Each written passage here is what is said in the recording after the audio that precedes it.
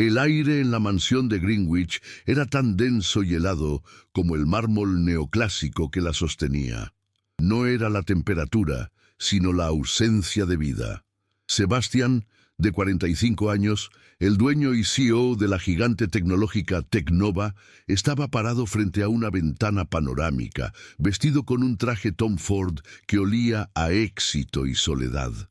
La vista al océano Pacífico era impresionante, pero sus ojos grises, tensos y vacíos, no veían nada. Eran los ojos de un hombre que podía manejar millones, pero que se derrumbaba ante el simple acto de ser padre.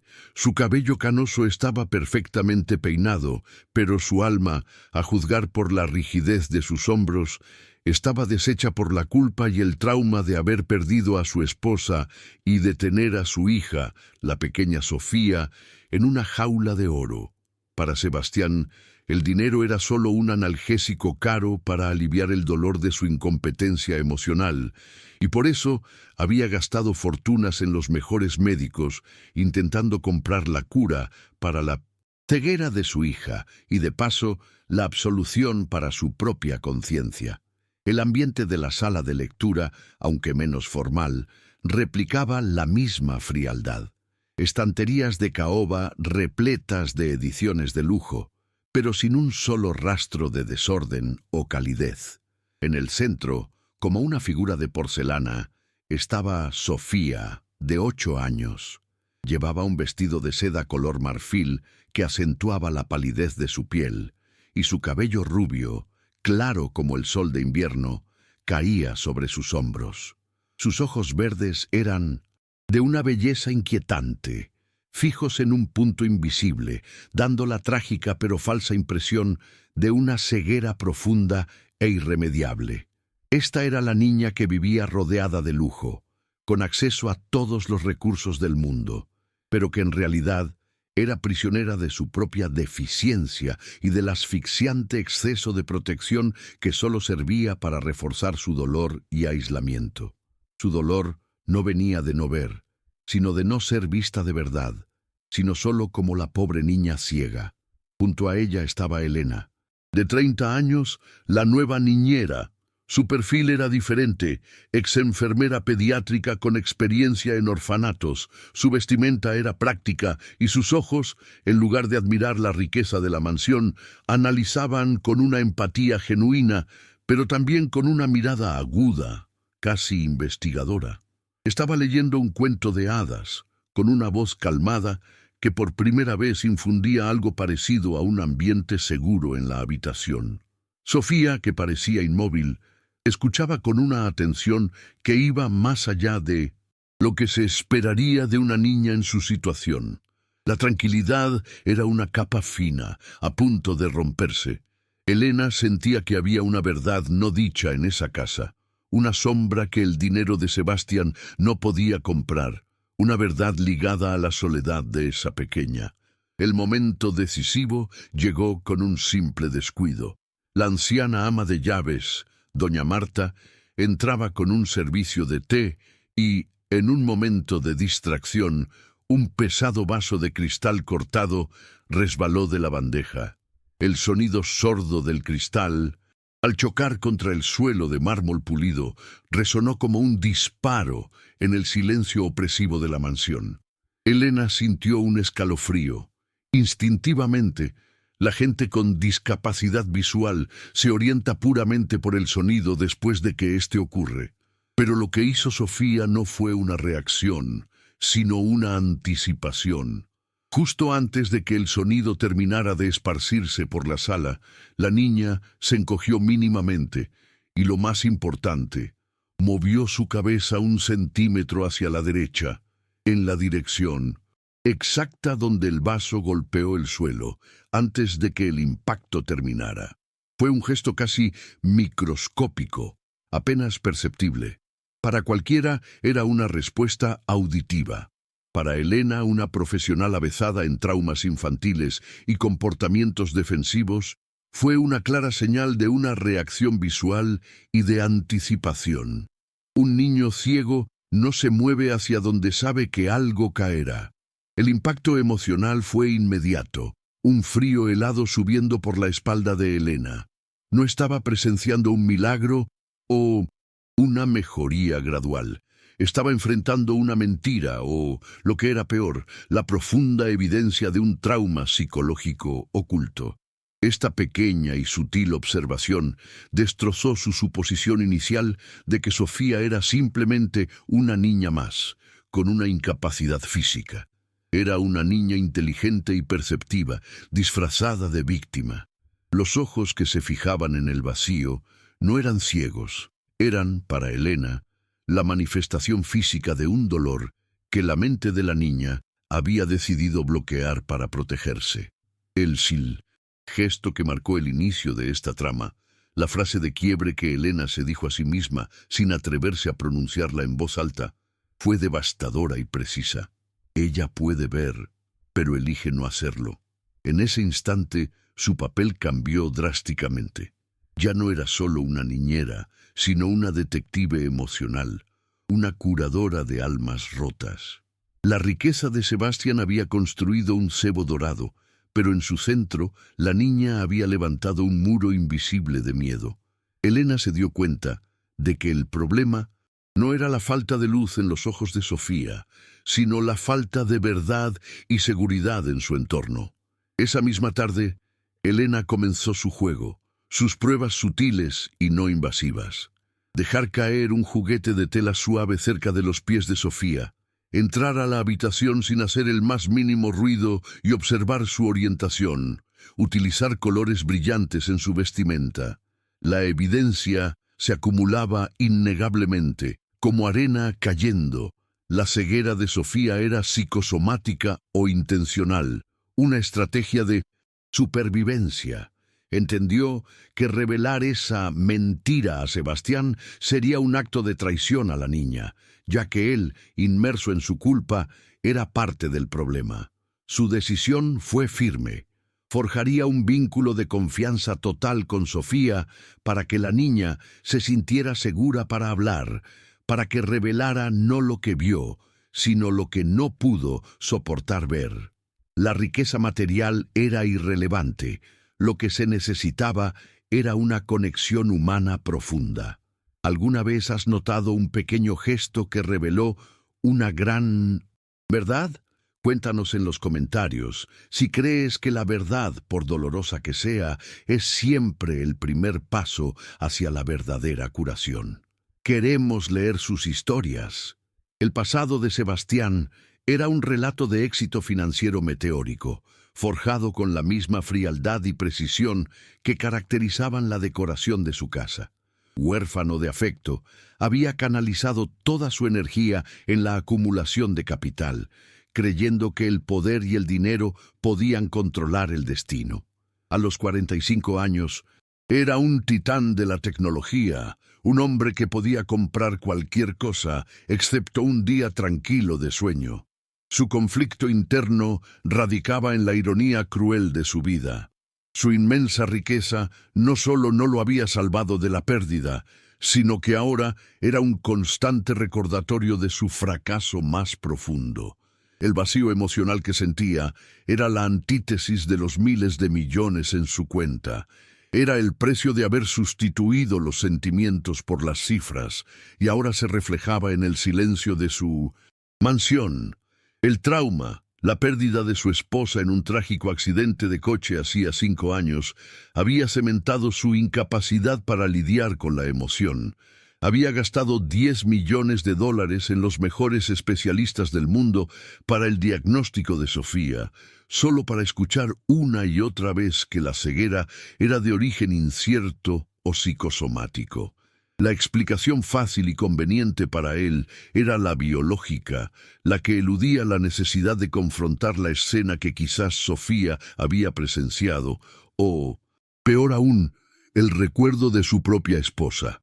En el fondo, Sebastián sabía que si su hija no estaba realmente ciega, el trauma era mucho más profundo, obligándolo a enfrentar su culpa y su miedo a la verdad, que era su miedo a fallar como padre. Sofía, la niña de 8 años, era la personificación de la vulnerabilidad pura, vestida con la seda más cara que el dinero podía comprar. Su historia era la de una vida vivida a la sombra de una verdad no dicha. A la edad de 3 años, después de la muerte de su madre, su mundo se había oscurecido, no por un fallo físico, sino por un mecanismo de defensa. Su dolor no se manifestaba en gritos o rabietas, sino en la quietud de sus manos, en el control absoluto de sus emociones, en la forma en que sus ojos verdes, tan llenos de vida en otros aspectos, se negaban a procesar el mundo. Era una niña increíblemente inteligente, curiosa por naturaleza, que había aprendido a usar su supuesta ceguera como un escudo, una forma desesperada de ser cuidada sin tener que confrontar la horrible verdad. El desarrollo del vínculo emocional entre Elena y Sofía comenzó de la manera más sutil. Elena, sentada con ella en el vasto jardín de la propiedad, no le leía braille, sino que le leía cuentos, cambiando intencionalmente la ubicación de la fuente de sonido. Si Sofía estaba sentada a la derecha, Elena leía desde la izquierda, observando cada micromovimiento de la cabeza de la niña. ¿Quieres el globo rojo o el azul, Sofía?, preguntó Elena un día, sosteniendo 2 globos de colores vibrantes frente a ella. Sofía inclinó la cabeza, la pose perfectamente ensayada de la niña ciega. «El azul, por favor, Elena. Siento que el azul es más triste como yo», respondió con una voz pequeña, cargada de una madurez impropia de su edad. Elena sintió un nudo en la garganta. No fue la respuesta, sino el hecho de que su mano, de forma casi imperceptible, se había acercado más a la dirección del globo azul. El diálogo era realista y emocionalmente cargado, no por lo que decían, sino por lo que no se atrevían a decir. «No tienes que estar triste para que te quieran, Sofía», dijo Elena, dejando el globo azul en la mano de la niña, y en su lugar, sosteniendo un pequeño muñeco de peluche de colores brillantes frente a sus ojos. Hubo una pausa cargada de sentimiento, un silencio que pesaba más que 1000 palabras. Sofía acarició el peluche. «Mi padre, él solo me mira con pena», susurró Sofía, la primera vez que tocaba el tema de su padre con tanta franqueza. «Cuando me ven así, ellos no me preguntan, no tienen miedo. Es más fácil». La pureza de su razonamiento fue desgarradora. Elena entendió. La ceguera era una forma de controlar la interacción, de mantener a raya la dolorosa compasión de Sebastián y su propia necesidad de confrontar la pérdida. La ceguera era su defensa más fuerte. Mientras el vínculo se fortalecía, también lo hacían los obstáculos externos.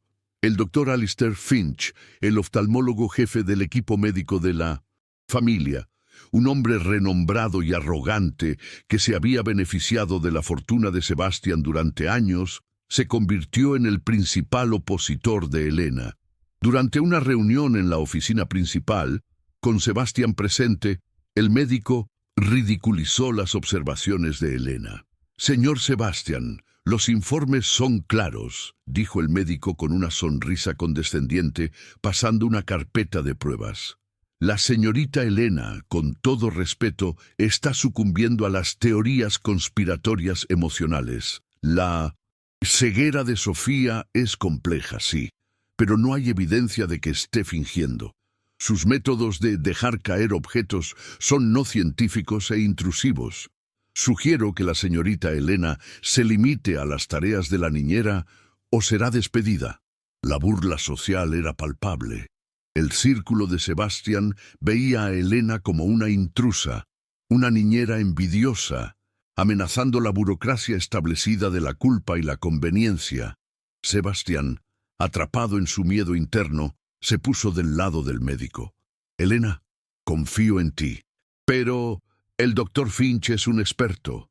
No arriesgues la estabilidad de Sofía con suposiciones. Necesito resultados médicos, no teorías», dijo con una voz monótona, que ya no era una orden, sino un ruego de alguien que prefería la explicación médica fácil a la dolorosa verdad. La tensión aumentó. Elena sintió la amenaza de la burocracia y la negación. Pero la conexión con Sofía era su fuerza. A pesar de la amenaza, Elena intensificó sus pruebas sutiles. Un día, mientras Sofía estaba supuestamente durmiendo, Elena entró en la habitación y encontró una pequeña caja de madera escondida debajo de una pila de libros. Dentro había una serie de dibujos infantiles. No eran paisajes o flores, sino figuras rápidas, apenas esbozadas, que representaban una escena caótica. Un coche volcado, líneas rojas que parecían sangre o fuego, y lo más importante, la figura de un hombre de cabello gris corriendo. La evidencia era innegable y aterradora. La ceguera de Sofía estaba directamente relacionada con un evento traumático, el probable accidente o pelea que precedió a la muerte de su madre. La mente de la niña había bloqueado la visión para protegerse del horror que había presenciado. La tensión se disparó. Elena entendió que si Sebastián, el hombre en el dibujo, se había negado a recordar, también había forzado a su hija a bloquear. La mentira no era de Sofía, sino de su padre, al negarse a confrontar el trauma de la pérdida. «¿Por qué dibujaste esto, Sofía?», preguntó Elena una noche, mostrándole un dibujo que representaba un coche volteado, mientras la niña estaba en su regazo, vulnerable y tranquila. Sofía se encogió, un temblor recorriendo su cuerpo. «No sé qué es, solo son formas oscuras que me vienen a la cabeza», susurró Sofía. Hubo una pausa dramática. Cuando las dibujo, la oscuridad es menos pesada. Elena la abrazó fuerte. El desarrollo del conflicto se centró ahora en el dilema de Elena: revelar la verdad al padre, arriesgándose a ser despedida y traicionar la confianza de Sofía, o esperar el momento adecuado para que la niña se sintiera lo suficientemente segura como para liberarse. La tensión escaló. Sebastián, notando la creciente conexión de su hija con Elena, se puso aún más rígido. «Elena, estás siendo demasiado afectiva.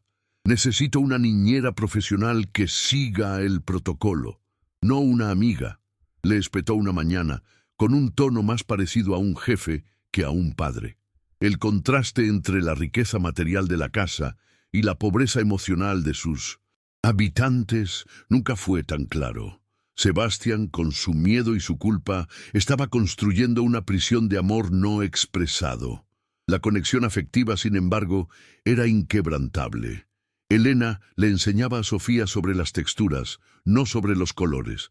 Pero cuando describía el azul del cielo, Sofía sonreía de una manera que solo una persona que podía verlo podía hacerlo. «Me gusta cómo suena el azul cuando me lo dices, Elena. Es como si pudiera tocarlo», dijo Sofía, tocando el rostro de Elena. «El amor es más fuerte que cualquier riqueza, Sofía», respondió Elena, con las palabras cargadas de la verdad que ambas compartían en secreto. El trauma interno de Sebastián y la negación de la niña eran los verdaderos obstáculos. Elena sabía que necesitaba un momento de quiebre, un evento que forzara a Sebastián a salir de su rígida coraza.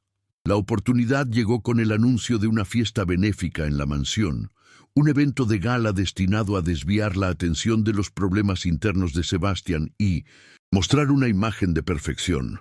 «Vamos a usar la riqueza de tu padre para un bien mayor», pensó Elena, mientras observaba a Sebastián ensayar su discurso frente al espejo, la máscara de un hombre poderoso que ocultaba a un padre roto. Sofía, a pesar de estar rodeada de las mejores terapias, continuaba su ritual de autoengaño. Pero con Elena había empezado a jugar con sombras, un indicio de que sus ojos, aunque aterrorizados, estaban empezando a percibir el mundo. Elena entendía que la ceguera no era una mentira para los demás, sino una verdad para Sofía. Su mente se había cegado para no revivir el horror. La curación no vendría con una cirugía, sino con una declaración de amor y verdad. Los preparativos para la fiesta se convirtieron en el campo de batalla de Elena. Tuvo que lidiar con la hostilidad de la ama de llaves, doña Marta, que temía perder su posición, y con las llamadas amenazadoras del doctor Finch, quien sabía que si la verdad salía a la luz, su credibilidad y sus millones se verían comprometidos. La tensión se hizo insoportable, un nudo apretado en la garganta de Elena. La conexión se profundizó cuando Elena, al contarle una historia a Sofía, se atrevió a cambiar el final, haciendo que el personaje asustado decidiera confrontar al monstruo. Sofía se agarró a la mano de Elena, temblando pero fascinada. ¿Y qué vio el personaje? ¿Era tan malo como pensaba? Preguntó con los ojos fijos en el vacío, pero sus pupilas se dilataron un poco. Vio que el monstruo era solo una sombra de su propio miedo, Sofía, respondió Elena, y cuando lo enfrentó, la sombra desapareció y la verdad lo hizo libre. Este diálogo fue un ensayo para el clímax, un momento de intimidad absoluta que preparaba a Sofía para el gran acto de coraje que se avecinaba. La noche de la fiesta, el conflicto interno de Sebastián era palpable. Iba de un lado a otro, ajustándose la corbata, ignorando la mano que su hija le extendía. Su miedo era que el trauma de Sofía fuera tan grande que ni siquiera su fortuna pudiera arreglarlo. Temía el fracaso más que a la propia pérdida. La tensión estaba en su punto máximo, con Elena sintiendo que el tiempo se acababa, que la próxima semana el doctor Finch la despediría y Sofía quedaría atrapada para siempre en su ceguera defensiva. Necesitaba actuar ahora. El clímax estaba a punto de desatarse en medio del lujo y la superficialidad de la alta sociedad de Connecticut. La última noche antes de la fiesta, Elena le dio a Sofía un cuaderno de dibujo. Dibuja lo que más te asusta, Sofía, pero dibújalo con los ojos cerrados como siempre, y luego lo miraremos juntas, solo tú y yo. Era el acto de confianza supremo. Sofía dibujó, y Elena supo, al ver los trazos nerviosos, que el momento estaba cerca. Esa noche, antes de la fiesta, Elena encontró a Sofía sentada en el suelo de su habitación, sosteniendo el dibujo más reciente. Mostraba un hombre gris, una figura más clara que antes, con las manos sobre la cara. Era Sebastián. Sofía no estaba dibujando un accidente. Estaba dibujando el dolor de su padre. Ella no estaba ciega a la visión, sino al dolor que sentía, el dolor que su padre le había enseñado a reprimir. El corazón de Elena latía con fuerza. La ceguera no era un bloqueo visual, sino un bloqueo emocional, una forma de proteger a su padre de la culpa que él sentía. Era la niña tratando de curar a su padre, y no al revés. La tensión se había convertido en un amor desesperado, un ciclo vicioso de trauma y negación. Pressure. Escenario estaba listo para el clímax. La mansión estaba abarrotada con la élite de Connecticut. 100 trajes de alta costura, diamantes y sonrisas forzadas llenaban el gran salón, un torbellino de riqueza y superficialidad. Sebastián, impecable en su smoking, estaba en el centro pronunciando un discurso sobre la importancia de la filantropía, con la misma frialdad con la que firmaba cheques. El ambiente era de celebración vacía. La tensión se concentró cuando Elena, en un acto de valentía calculado, tomó a Sofía de la mano y, contra todo protocolo de la casa, la condujo directamente al centro de la sala, justo detrás de su padre. Sebastián se detuvo a mitad de una frase sobre las contribuciones de Tecnova a la investigación médica, su expresión congelada por la sorpresa. El murmullo de la multitud se detuvo, el silencio volviendo a ser opresivo. La niña, con su vestido de seda, parecía una figura espectral en medio de la opulencia. Elena no la obligó, simplemente la sostuvo, con firmeza y respeto. Su gesto fue una declaración de guerra emocional contra la falsedad de esa vida. «Un momento, por favor». La voz de Elena, normalmente suave, resonó con una autoridad que sorprendió a todos, incluido Sebastián. El doctor Finch, que estaba en la primera fila, se levantó, indignado. «Señor Sebastián, deténgala, es una insubordinación». siseó el médico. Pero Sebastián, con sus ojos llenos de terror y confusión, no pudo moverse. Elena miró a Sebastián, sin una pizca de miedo. Su voz era tranquila pero cortante.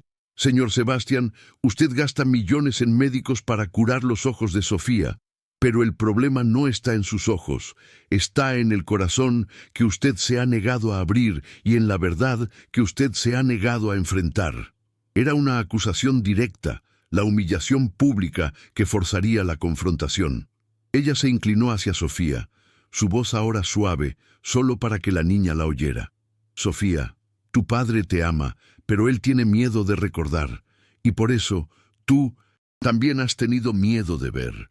Elena sacó cuidadosamente los dibujos escondidos de su bolso, el dibujo del coche volcado y, el más reciente, el del hombre gris llorando. Ella los sostuvo en alto. «Estos son los ojos de Sofía, señor Sebastián. Ella ve con el alma y su alma está herida», declaró Elena.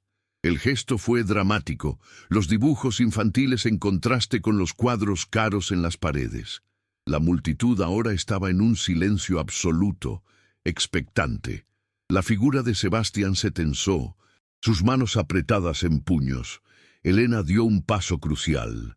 Con la permiso tácito de Sofía, que se aferraba a su mano, tomó un potente foco de luz de la mesa del DJ y lo encendió, dirigiendo el haz de luz directamente a los ojos de Sofía. No era para curar, sino para forzar una reacción. «Sofía, no tienes que proteger a nadie más. Mira la luz, mira lo que tu corazón te está diciendo». Sofía se tambaleó.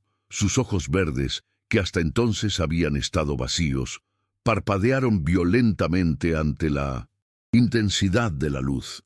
Estaba llorando, sus mejillas empapadas. No era dolor físico, sino la liberación de una represión de 5 años. De repente, con un grito ahogado, Sofía extendió un brazo tembloroso y con la mano que no sostenía a Elena, apuntó directamente a la figura del hombre corriendo en el primer dibujo. «Ese era yo, papá, vi que estabas corriendo», gritó Sofía, las palabras saliendo a borbotones, cargadas de miedo y liberación. Sebastián se derrumbó, no ante la riqueza, sino ante la cruda verdad de su hija. El traje de marca y la arrogancia se desvanecieron. Su expresión tensa finalmente se rompió, revelando el dolor del viudo. Sebastián se tambaleó, como si un golpe físico lo hubiera alcanzado. Cayó de rodillas sobre el suelo de mármol. El doctor Finch intentó acercarse, pero Elena lo detuvo con una mirada. Ahora era el momento del diálogo transformador, solo entre padre e hija. El diálogo fue devastadoramente simple.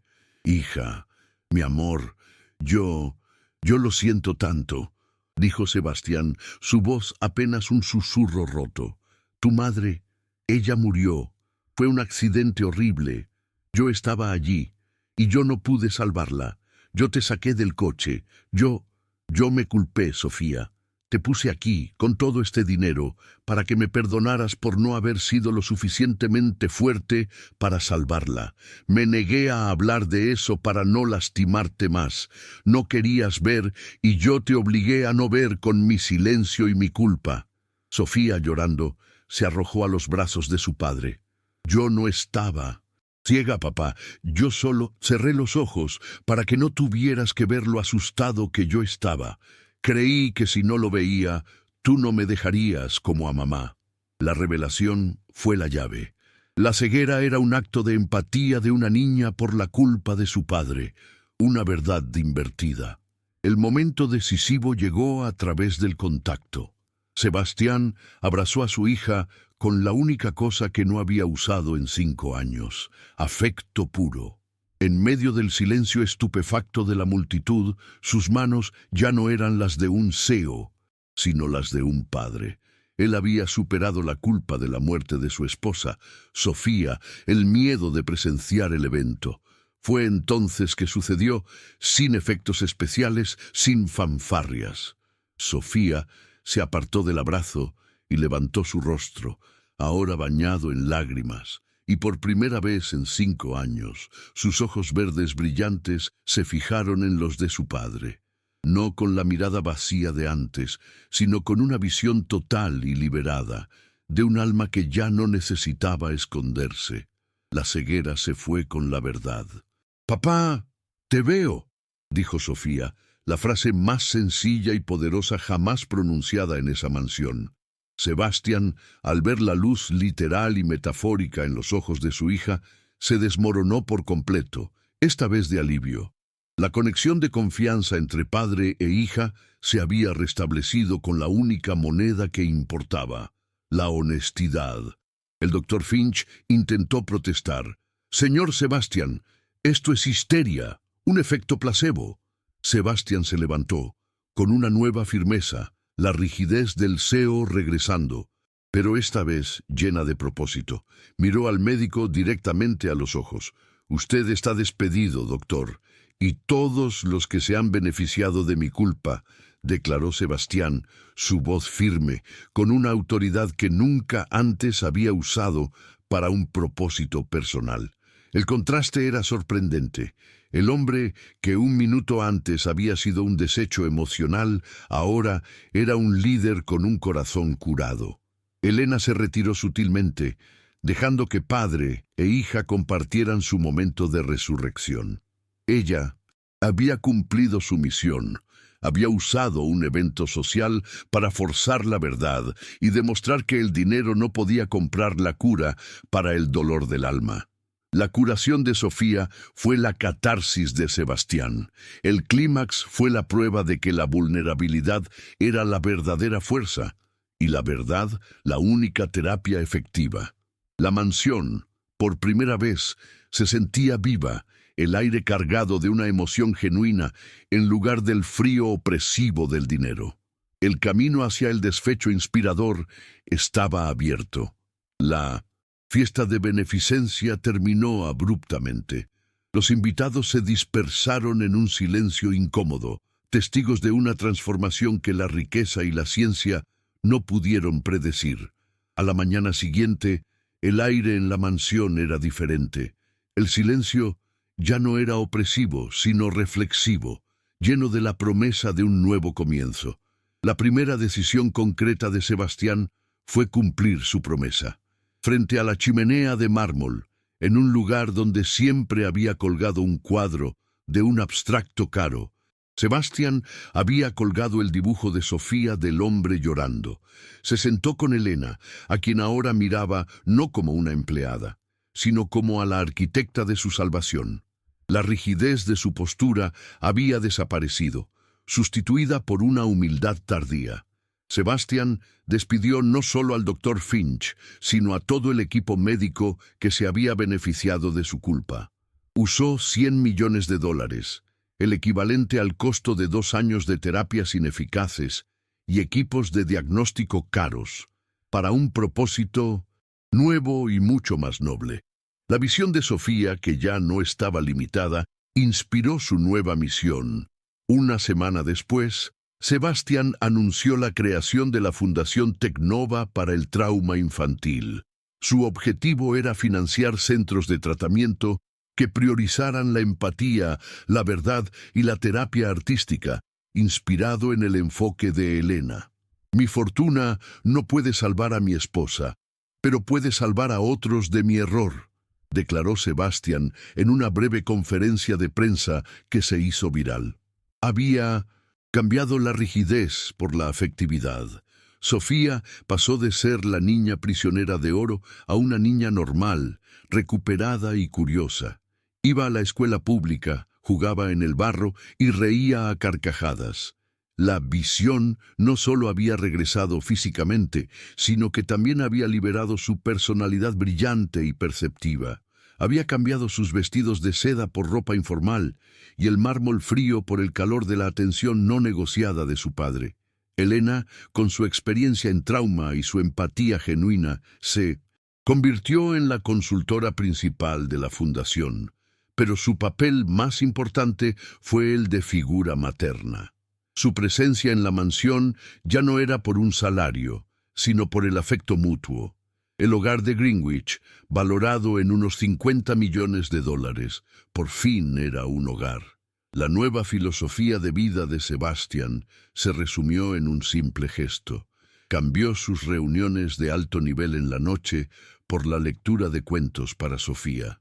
Él aprendió que la verdad desnuda y la vulnerabilidad curan más, rápidamente y de manera más completa que cualquier cheque que pudiera extender. Había cambiado su miedo al fracaso por la alegría de la conexión humana. La resolución positiva de la historia no fue solo la recuperación de Sofía, sino la reconciliación familiar y la redefinición del propósito de la riqueza de Sebastian. Su legado ya no sería solo Tecnova, sino un centro de curación que valoraba el alma sobre el capital. 10 años después, la Fundación Tecnova era un referente mundial en el tratamiento del trauma infantil. El centro de arte-terapia en el que Elena era directora había ayudado a miles de niños.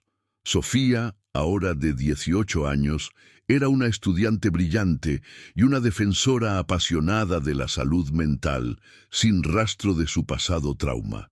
Una tarde de verano, Sofía estaba en el jardín de la mansión, que ahora era un lugar cálido y lleno de flores silvestres. Estaba leyendo un libro y a su lado había un niño pequeño, hijo de una amiga de Elena, al que estaba cuidando. El ciclo se estaba cerrando. ¿Y qué pasó con el papá de la niña, Sofía?, preguntó el niño, fascinado por la historia que ella le leía. Sofía sonrió, sus ojos verdes brillantes llenos de calidez.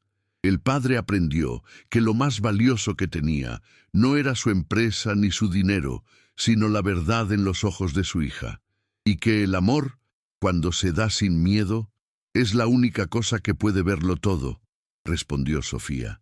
Ella cerró el libro. La moral de la historia se había transmitido a una nueva generación. El viejo Sebastian, ahora con canas más suaves y una expresión de paz, salió a saludarlos, con Elena a su lado. Se sentó en el césped, algo que el antiguo CEO jamás habría hecho, y observó a su hija con un afecto que no tenía precio. El verdadero milagro de la riqueza era su capacidad de transformarse en bondad. ¿Qué lección creen que es la más difícil de aprender? ¿Manejar millones o confrontar un trauma? Dejen un like si creen que Sebastian encontró el verdadero significado de la riqueza en la honestidad. Compartan este video con alguien que necesite ver que la verdad siempre cura.